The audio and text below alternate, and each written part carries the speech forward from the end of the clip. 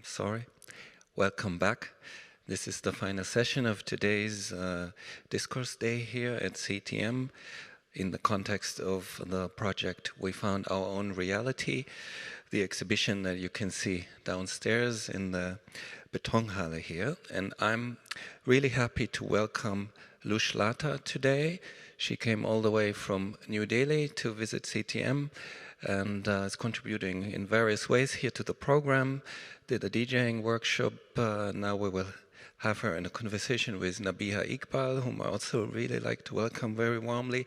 And tonight you all have the opportunity to actually hear Lush Lata DJing in Panorama Bar starting as of 10 o'clock, so please come over later. So Lush Lata is a member of Coven Code, an all-female non-binary collective, nightlife DJ collective in New Delhi. And Nabihah Iqbal is a musician, journalist, I would say, an artist, a curator, a person with many trades. She is currently based in London, released music on Ninja Tune, and I think a second album is in the works. She has radio shows on the BBC and NTS, and many other projects that are really fascinating to dig in.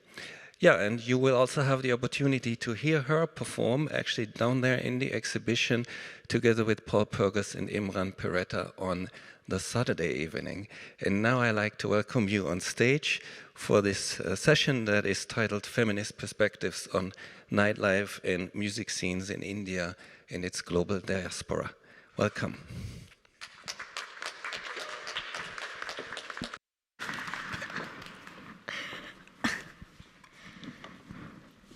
Guten Abend, everyone. Ich muss mein Deutsch üben, aber ich habe vergessen most of it. Thanks so much for coming through to this evening's talk.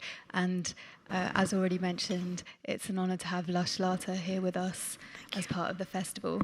I think we should start really at the beginning. And I want to know, this is just all educational for me too, just finding out about your life and your work in music and the whole scene in India. Yeah. You were speaking earlier and I've never even been there. So yeah, I'm excited to hear everything you have to say. But I think start from the beginning and maybe tell us a little bit about your background, how you got into music, what it was like growing up in New Delhi. Hi, everyone. I'm super excited to be here. There's so much happening in India, but yeah, we'll start from the beginning. I've just grown up, studied English literature, so I was always in arts and culture. And around 2011 and 12, there was a company called Wild City that started doing electronic gigs in India, and before that, we really didn't have much. And that's the time when I started to go out to these gigs and concerts and parties and actually realize what a gig means. And from there on, I think my studies with arts and culture and literature, and then my the party culture and the gig culture came together and slowly turned into me wanting to also curate music for parties and places and becoming a DJ. So that's how it kind of happened.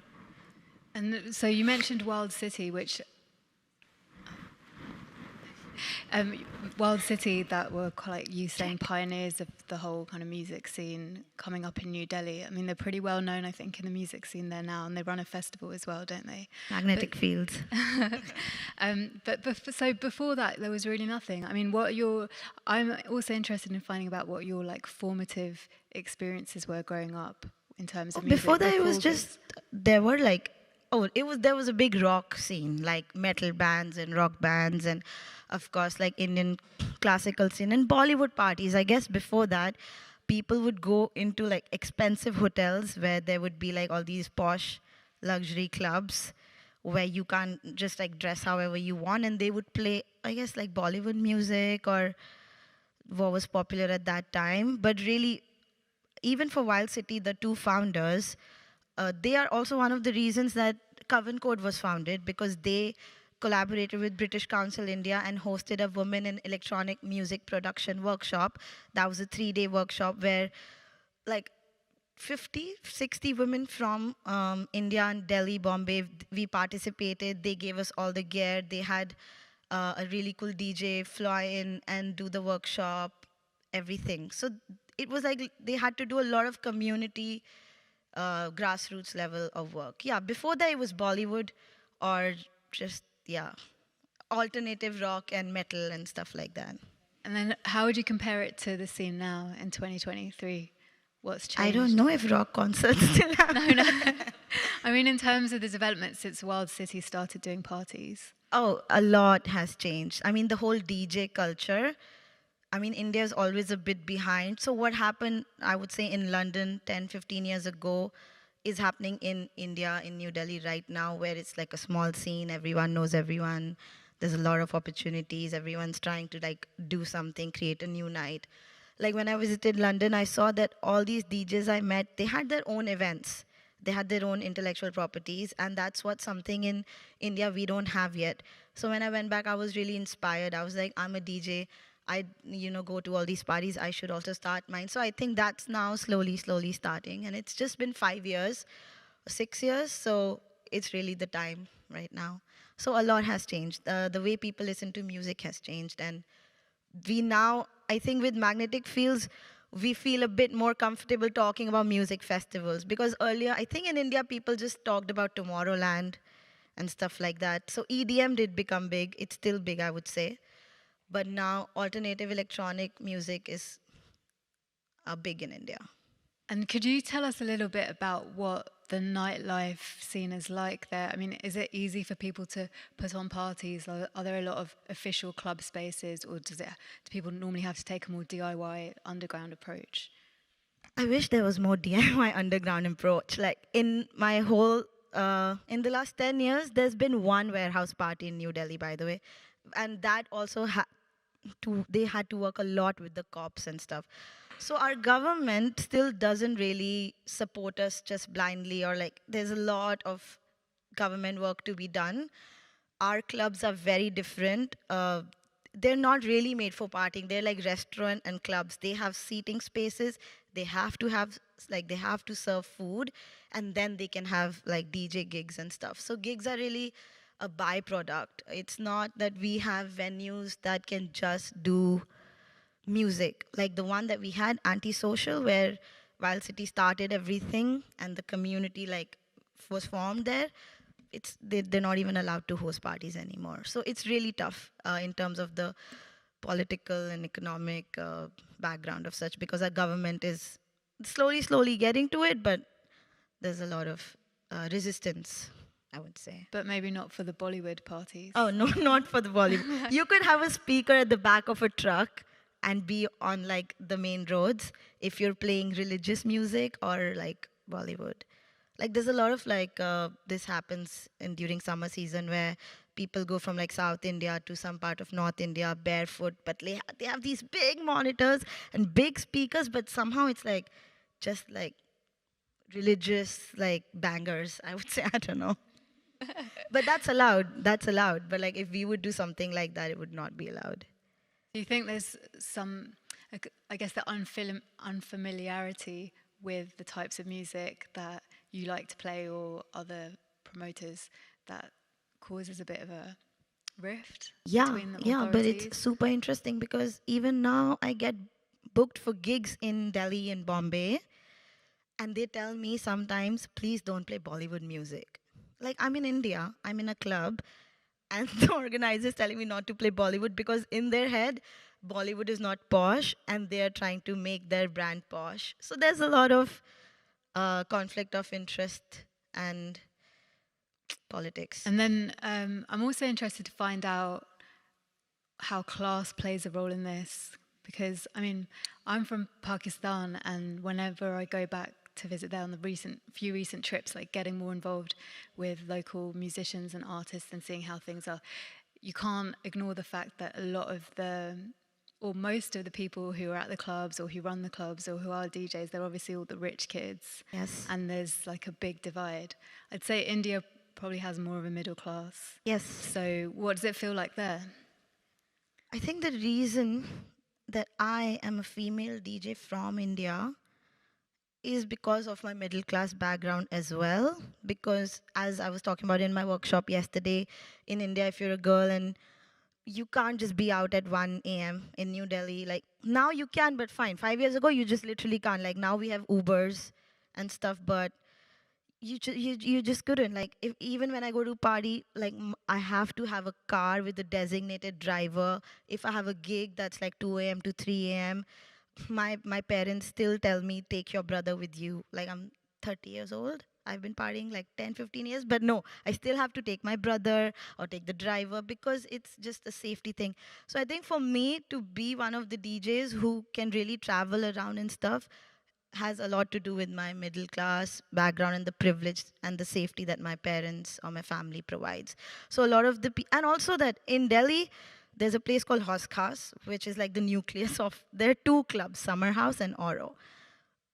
If you go on Resident Advisor and you Google, they show you city and then they show you number of venues in a city. In Delhi, it's maybe 8 or 10. And it's like the population is like 32 million. It's crazy. And when I go to London, it's like venue. Like every new place is just a venue. So there's a lot of work to be done. We don't have enough venues. We have a lot of people. And there's questions I still have. Like even if we have 32 million people, why is it that I see the same 400 people at all the gigs and festivals? So it is that unfamiliarity. Some people don't want to get out of the comfort zone. Some people just can't travel. Like if you're in North Delhi, you probably can't come to South Delhi for a gig. You don't have the resources or it's not safe. It's in just now when we were talking and to hear you saying all of those things, I was kind of like juxtaposing it in my mind with a lot of things I've seen from friends on Instagram with like videos of parties and festivals in Delhi and other parts of India. And I guess like, you know, you've been so far we've been discussing points which probably need improvement, but at the same time it does seem like a really fun place to be for music, and I mean you're at the center of it. Yeah. So like how would you sell it to us? It's super fun because in the end it's like we all know each other. When we meet at a gig, we all know our intention to be there is just to enjoy and experience new music and discover. And so that's why it's fun. And because it's so new, I think anyone can do anything. And there's in the scene in that way, there's a lot of room to introduce new things, new sounds, new formats. So that's why it's a lot of fun. And that probably leads nicely to the inception of Coven Code. Yeah. I would love to know more about how that started and why it started and what the aims are of this collective. Yeah, so basically when we started attending gigs and stuff, it was always just guys who were behind the decks mostly. I mean, also in India, in Delhi, it's a bit safer for guys to go around alone, walk the streets and stuff. So I guess that is also one of the reasons. And this is so like subconscious, like when you're growing up as a girl in India, you just like learn how to iron clothes or lay the table while my brother is like out on his bike or with his friends, and he doesn't have to tell what time he has to come back, and I have to tell them that I'm Cinderella, so I have to be back by 12. Otherwise so like, you turn into a pumpkin. all these little things, all these little behavioral things will then just stop a girl from thinking that I want to learn how to DJ. You know, like for boys, it's like then they find like all these computer games and then they teach themselves, and maybe they're just on torrent and then they're like, oh, there's a thing called Fruity Loops, let me download it. But a lot of women just maybe don't have access to a computer and internet, and then somehow find about Fruity Loops or like Serato. So it's a whole process, and I think with the daily little freedoms can come the big freedom of whatever. So when we started partying and stuff, we were noticing how there were like less female DJs, and we were like 30 women. Coven Code started as a 33 women collective after a workshop led by Wild City and British Council. We just made a WhatsApp group and we decided to stick together and see if we can put our own parties and stuff. Because none of us had any experience, but all of us just had this drive and this passion to be DJs.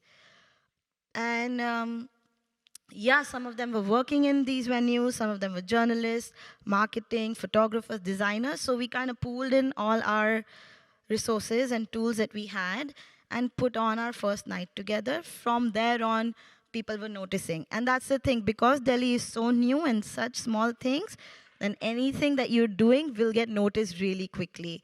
It's not like there are so many options and it'll get lost, because people are really wanting an event on Friday and Saturday and Sunday.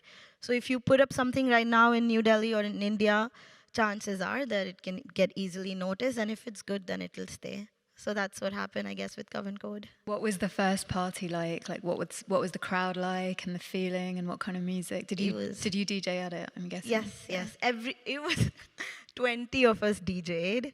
We had it was like 6 p.m. to 2 a.m.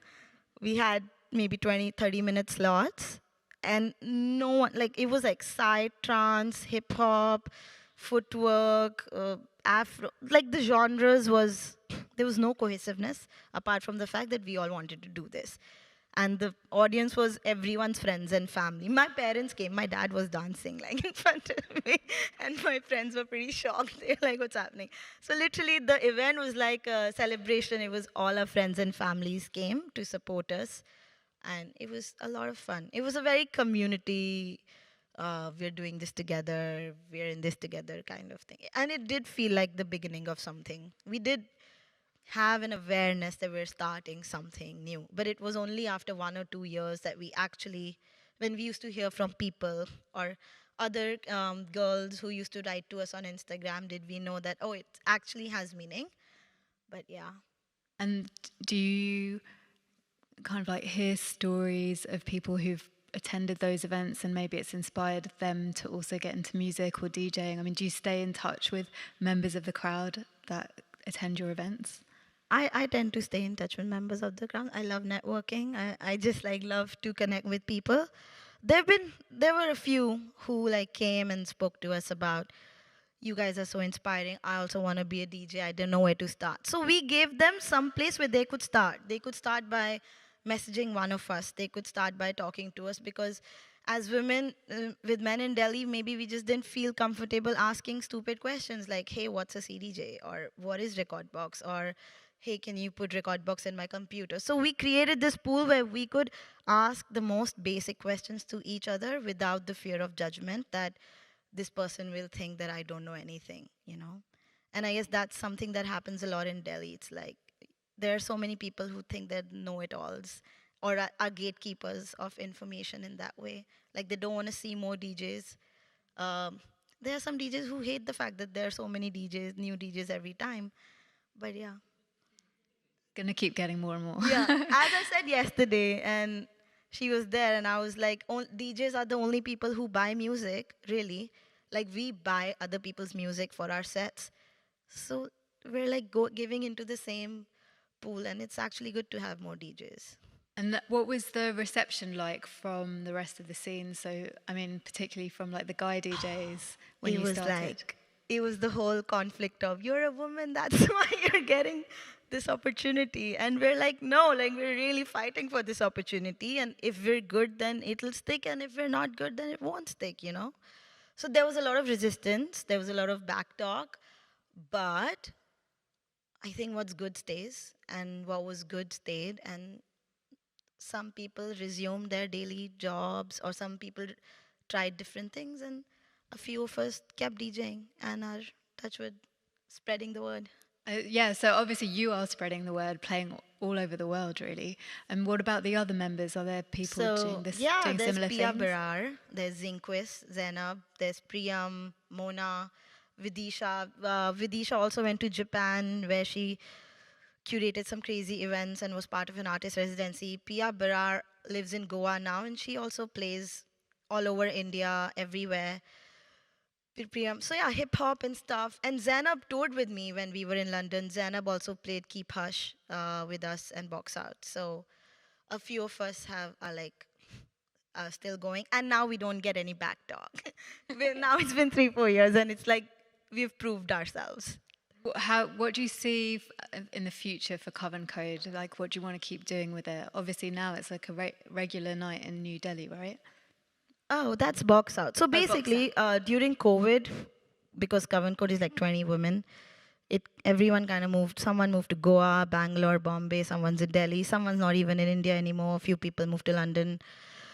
So right now it's a pool where we're just sharing resources. We haven't really been able to put any new night together because everyone's career became a bit hectic and took a journey of its own.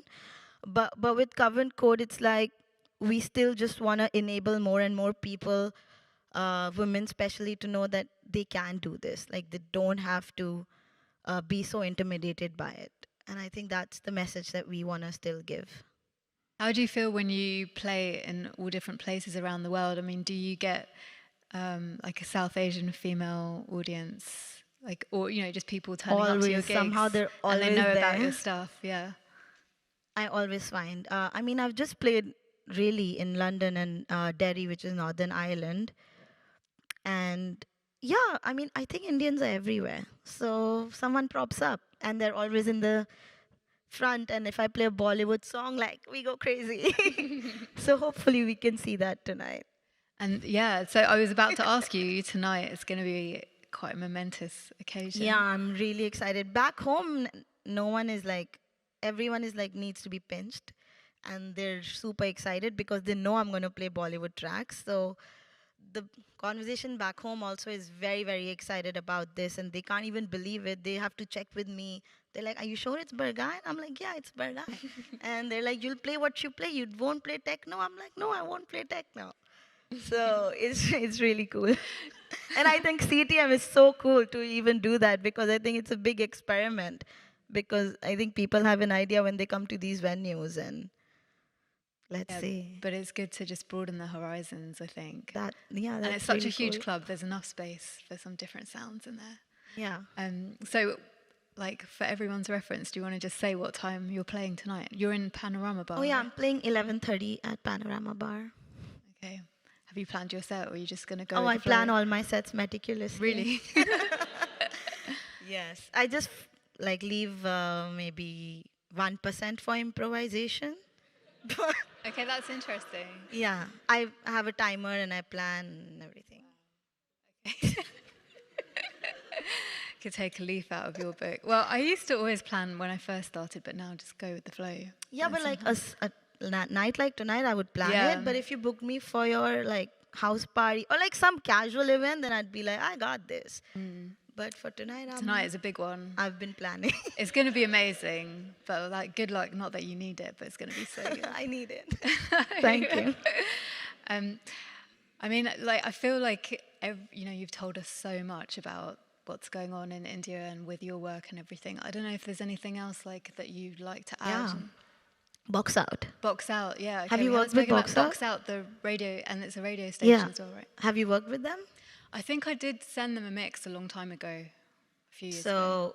So basically, Box Out, I think, is the reason I'm here. Like Wild City, and then after that, Box Out came. And Box Out was like Delhi, India's first online community radio. In Europe, every city has their online community radio, and you guys have so many options. But really, DJ Mo City, he came back to India, and he wanted to just he just wanted to do something with like all this potential.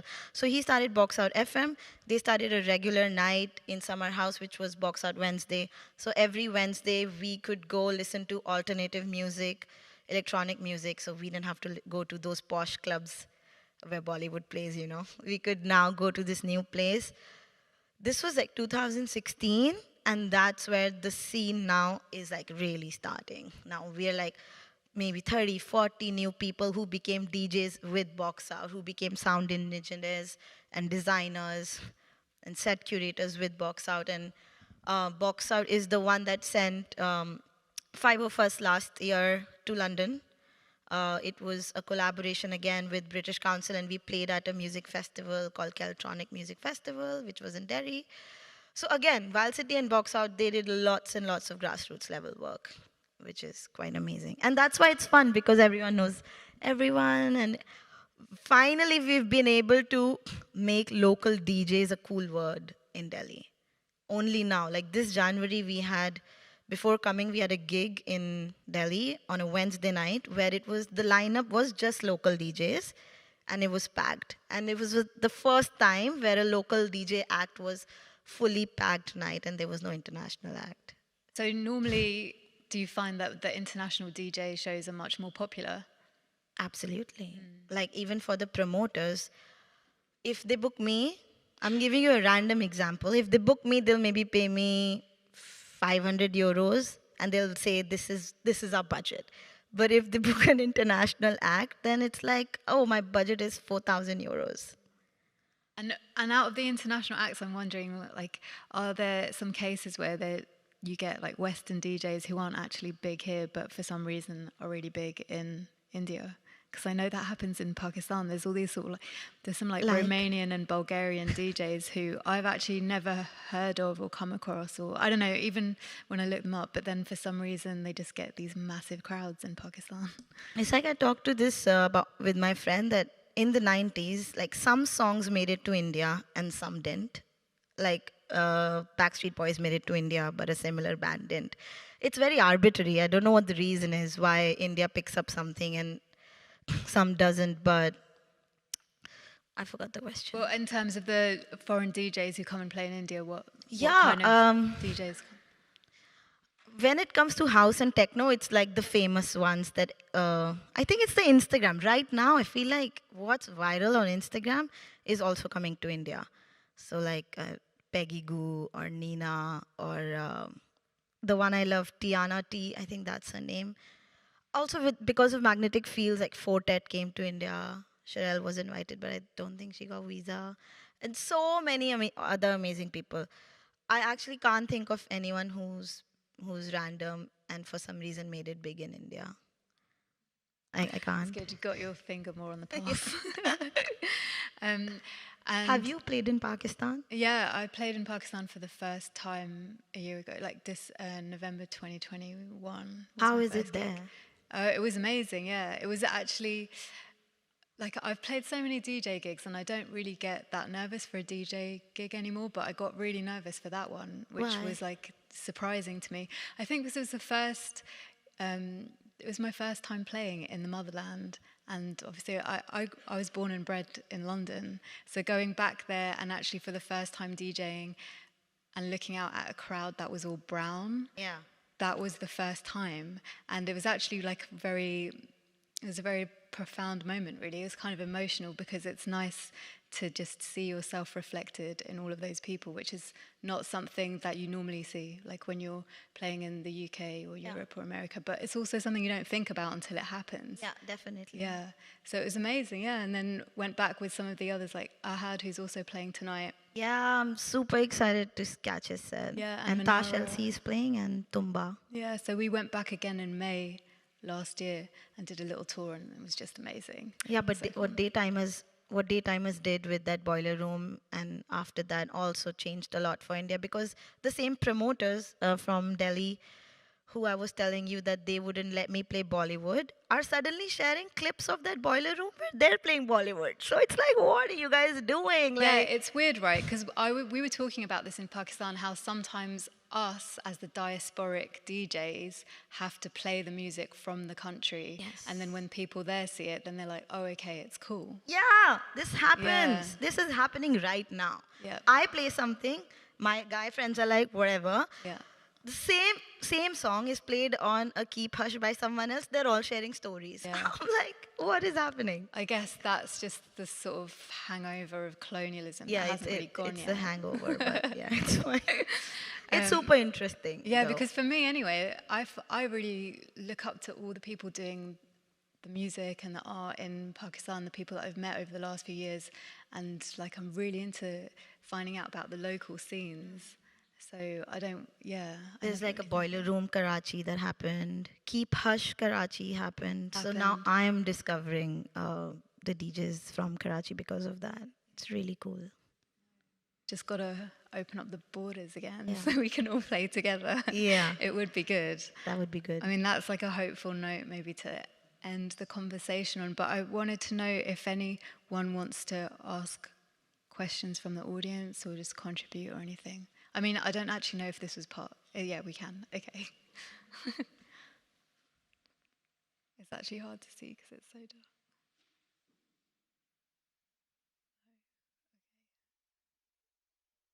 Yeah, go on, Paul. Someone's got to.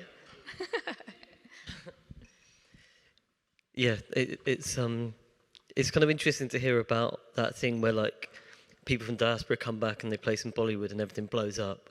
Then you're at home and it's just, I could totally see how that works. And it's me and Nabs have been kind of connected to like the Daytimers crew. And seeing that, because that kind of developed over COVID, like that Young Sing mix came out, and then suddenly there was a whole network of people kind of getting together and doing the fundraisers, and it was like really, it's been really brilliant to see like that new generation like organize and like rally together in a way that like me and Nabs only met like so late, let's say in our arc, and that you realize that prior to something like that, there was no network, there was no infrastructure for like South Asian people in the UK to kind of connect and discuss stuff. But I'm still really conscious of like the way that the diaspora gets a lot of light shone on them, you know. Gets a lot of light shone on them, you know, and it's just like, my question is always just like, yeah, but how much kickback is this actually getting, you know, in terms of like supporting artists from like South Asia and bringing them to Europe? Like I always question like where the hype's landing and whether the hype is landing in a fair and just manner. So that's not really a question, that's a statement. I don't think hype is fair ever. It's unavoidable though. Yeah. Hype has nothing to do with fairness. But it is a valid point, and also just this this new era that we're in where things just go viral so quickly and then everyone wants to jump on the bandwagon. And I think like you could really feel it after that Young Sing Boiler Room clip went viral, and then suddenly everyone was like, oh, we need to get a South Asian DJ on this and on that, and we need to book Young Sing, we need to book the others and do nights, and that never really But I think we should celebrate that and be happy about it. Oh yeah, no, obviously that's all good, but then you want it to be long lasting, right? Yeah. You want it but to that's on us, how good we are, how good sets we curate, I guess. But because what's good will stay. Hype can come, fame and hype can come to something, but if that thing is not good, then it'll fade away, I guess. Then the movement can die really fast. Can I just add actually one thing that's always on my mind as well, is that like the European like, electronic music culture is all geared around like, you know, you could be a shit DJ, but if you can produce a good record, you'll just get bookings. True. Right? And I'm always wondering about like, in India, like, is there, the emphasis always feels to me from afar on DJing. And I guess I'm just using the kind of European model of thinking about, yeah, but where are the producers? Like, what's that development of like music making? So from your... Like, even in India, if you're a DJ who's also a producer, you will grow much faster and you'll be closing festivals and events much earlier. I think this is just universal. Like right now, I've just made some mashups here and there. That's why I'm not closing big stages and big festivals, but there are other contemporaries of mine who are also taking that Eastern sound with the what's happening right now, like the Eastern and Western kind of a mix, and producing tracks, and they are actually like growing very faster. So there are lots of electronic bedroom music producers in India right now, especially Delhi. Like in these parties and gigs where we are, I'm guessing every fourth person is a producer. Yeah, that's actually one thing that I forgot to ask you about, your work as a producer, and how, when you started, did you start DJing first and then get into production, or vice versa? I started DJing and producing at the same time, but I'm not a traditional producer who makes a track on Ableton. I've just done live loop sets on Tractor. So I've like had 4 channels, and then I've like a folder of different sound triggers like bass, kicks, and snare. I've just somehow looped them and made a live set. And then I've made mashups, which also I've made on Tractor. Like I've just made mashups and stuff. So yeah, my producer work is really like less, but my DJ work is way more. Tractor's such a good tool for all of those things, isn't it? And I feel like it's really democratized the world of DJing as well, because now, I mean, I started learning on a controller as well with Tractor, but like quite a while ago, and it's just so much more accessible. So I'm so glad it exists, and we are in the home of Native Instruments. Oh, are we? Oh, yeah. Oh shit, I forgot about that. Shout out to Native Instruments. Cool. And I mean, I wanted to ask, this is open to the floor. It's interesting how CTM Festival this year, this time round's got this big focus on Indian artists and like the South Asian artistic community. I mean, I've been to Berlin quite a lot of times. Don't really see that many South Asians. So I'm wondering, from the people who live here, who are part of the art and music scene, what's the kind of South Asian artistic diaspora like here? If there's anyone has anything. I mean, maybe it's telling, okay, there's one person. I'm just interested to know what the experience is like. I mean, my name is Abhilashan, and I'm born here in Germany, Sri Lankan Tamil, or like Ulam Tamil. And it's quite interesting that I rather see that there's a huge influx of like Indian or South Asian people coming in the few years. I'm here for 3 years now in Berlin. But we're just starting now to organize ourselves, like as cultural programmers in different disciplines. We just recently launched like different groups or like hangouts to actually come together and to see who is even around. So that this is happening at this festival is quite a novum for us. And it's definitely also that we are now trying to figure out, okay, where can we apply to actually start to form events and do things, because there's a lot of like public funding in this city. We are actually trying to figure out in which way we can build up these kind of like sustainable networks. So it's right in the beginning. That's cool. That is good. All the best. Cool. No, it's interesting to know, because I mean, coming from London, when you come, I think there aren't really any other cities in any of the other capital cities in Europe that meet that level of multiculturalism and like historical mixing that we're really lucky to have in London. So it's always interesting to hear from people what the local scenes are like. And it was a question that was actually just in my mind from when I saw the lineup for this CTM festival. I was wondering how it was like a reflection of the local vibe. But you've also got quite a few shows coming up in Germany whilst you're here, because you're here for a couple of weeks, right? Yeah, I'm playing the infamous bathroom set tomorrow, Horror Berlin, and then I'm going to Munich to play with the community radio, 80,000 radio, Vienna, Hamburg. So managed to get like one show in each city, which is amazing because everyone was like, it all happened so fast, and they were responsive too, and I should move to Europe basically. Would you? So that's, you know, people talk about the brain drain, but there's definitely also a thing, I think, in the creative scenes in other countries, like developing countries, where people also want to just get out. And then... Oh, like that. Yeah. Like in that way, long term, I want to live in India. In India, I've okay. decided. But I don't mind long extended holidays. Okay. And like playing across everywhere. But do you think there's a real importance in going back to India and like cultivating and nurturing what you've built so far? Yeah, there? because it's exploding there right now. And here, like in London, it was like it's already happened, and then I've arrived. So I like to be in India where it's happening right now, and I enjoy being a part of that. Like I enjoy seeing the process, and also like seeing now like other kids who are joining the scene and working with them, and yeah.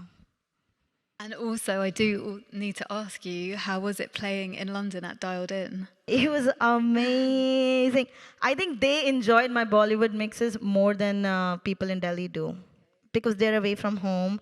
So it was more comforting and more exciting for them. So, yeah. And the crowd was amazing. And Ahad a Dream is one of the founders, right? Which is why I'm so excited to see his set today. I think Have he you met him works. before? Like we've just exchanged highs and hellos, but I'm looking forward to connecting with him because of CTM. Yeah, exactly. It'll be such a great night tonight. Are there any other questions or comments from anyone in the audience? Oh, yeah, a couple over there.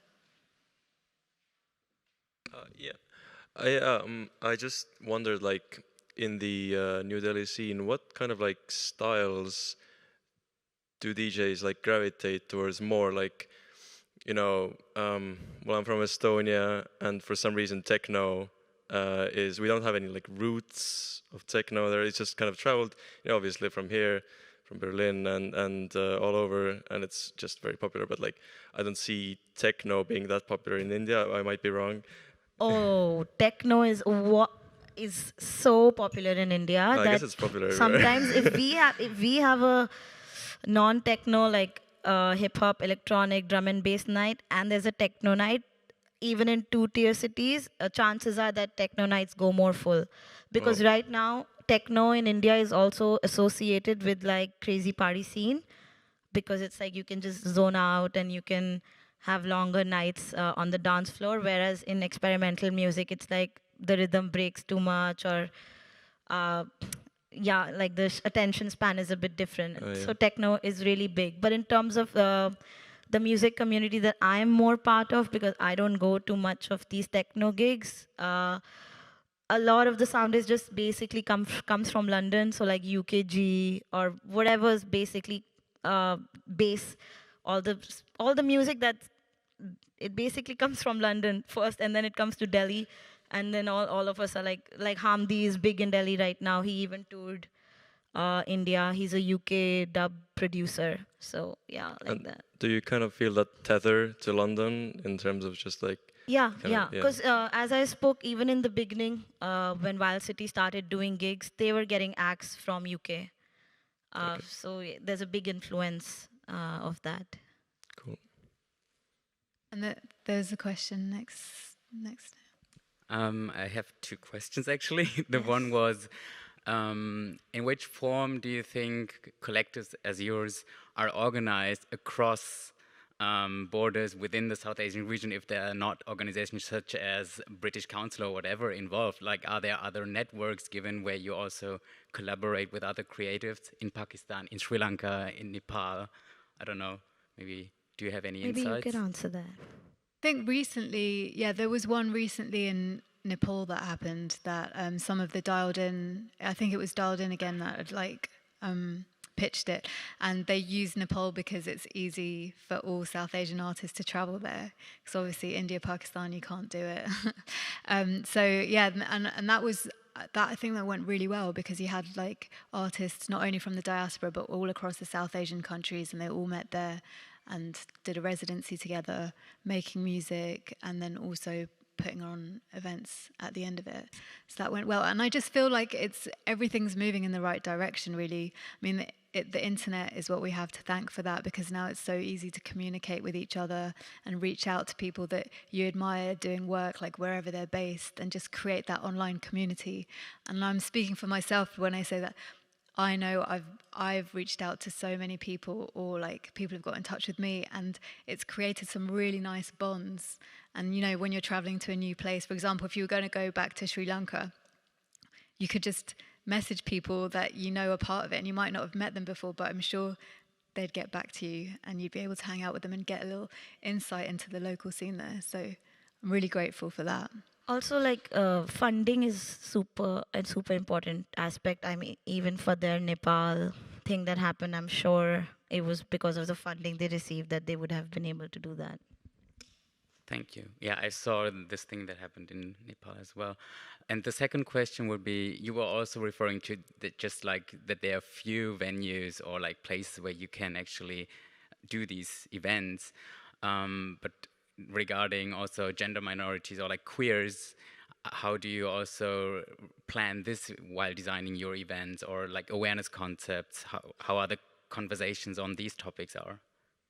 When Coven Code started, we were trying to push a lot of this to apply all of this, like having some dance floor monitors or having gender neutral bathrooms, because Delhi doesn't have gender neutral bathrooms, and clubs especially, because as I said, these parties are not the main purpose of the club. The club is like for dinner and drinking, and then they're like, okay, you can have a gig.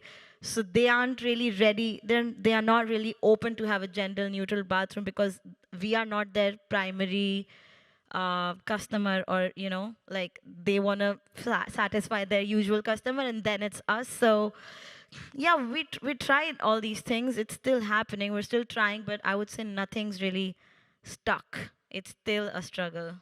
It's still a process. Do you want to say something on that? Just taking the mic. Yeah, I mean, I guess it's just an evolution. I don't know, it's just ever shifting everywhere for like stuff like that. Yeah. So, yeah, I don't know. Awesome. Cool. All right. Well, I think we've come, basically to the end of the hour. So I want to say thank you to you for telling us all this, like, beautiful, like, just sharing your insights and your experiences with us. It's great to hear it. And good luck for your set tonight and all your other German shows and everything else that's going to come in the future. Thank you. It's really exciting. So, yeah, thank you to Lush Lata. Thank you so much, everyone.